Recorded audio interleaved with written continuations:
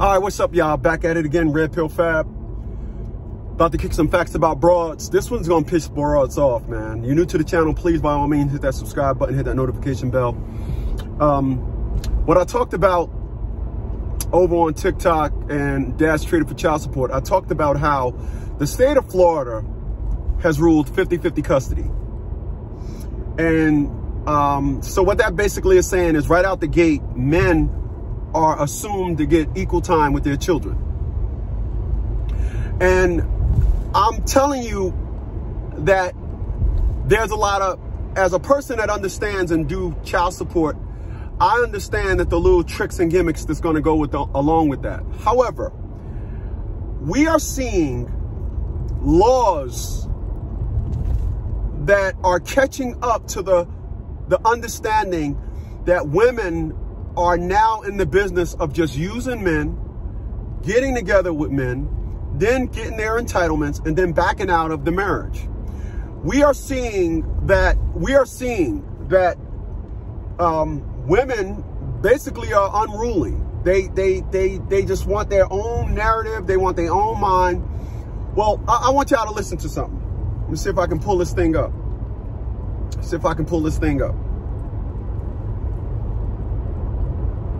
I want y'all to listen to this. What is the new rule on divorce in Kenya? According to Library of Congress, on January 27, 2023, the Supreme Court of Kenya ruled that marital property must be shared on the basis of fairness and not in accordance with an automatic, fixed formula that imposes a 50-50 split. Okay. That's not the one that I found before, so I'm going to see if I can find another example. What is the new ruling on divorce in Kenya? According to NTV Kenya, the Supreme Court of Kenya has ruled that spouses are not entitled to a 50-50 share of matrimonial assets after divorce. The court says distribution of property is solely based on individual contributions. Wow. So what does that mean? That means in the country of Kenya, whatever you came with, that's what you leave with. Whatever you came with, that's what you leave with. Now, when we talk about laws governing divorces here in America, I want to talk about this over here on Facts About Broads, is because a lot of you guys, when it comes to marriage, you're scared of marriage based on these females and the strength that the unfortunates that the courts give them. It's up to you to decide if you're going to be suckered into giving a woman strength in marriage. I'm going to give you an example. You guys know Steven Jackson, NBA basketball player Steven Jackson. Well, Steven Jackson was going to get married. This is not recent. This is a little bit time now. Steven Jackson was going to get married, and he told the woman that he wanted a prenup. And the woman, I think her mother passed, so her auntie was the intermediate.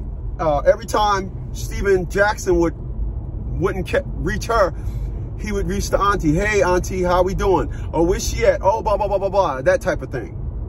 Steven Jackson, NBA superstar, said he reached out to auntie a few times. Hey, what are we doing with the prenup? I didn't get it signed. I didn't get the signed prenup back. Oh, she's going to sign it. Don't worry, Stu. A week before the marriage. Oh, she's going to sign it. Don't worry, don't worry, don't worry. The day of the wedding. Oh, she's gonna bring it to the wedding. She's gonna bring it to the wedding. I'm gonna pull over. These cars are coming in fast with their high beams on, so I'm gonna go ahead and let them pass because I really can't stand that. So Steven Jackson realized the wedding was starting, the organs was playing. And Stephen Jackson had not got copy of the prenup. So what did Stephen Jackson do? He said him and his boys got together and they went to the club, left her right there at the altar. So what is my point? My point is this. Had Stephen Jackson not set a precedent in the beginning with these broads, with his broad, then he would have felt it in the back end. And that's the unfortunate of a lot of you guys. There are laws out there. You don't need a license to get married. Don't marry abroad with a marriage license. Don't. Once you obtain a marriage license, you give the power and the authority to the government to divide up assets, et cetera, et cetera. So get married and tell a woman you're going to get married. We're going to have a big wedding. We're not doing the marriage license.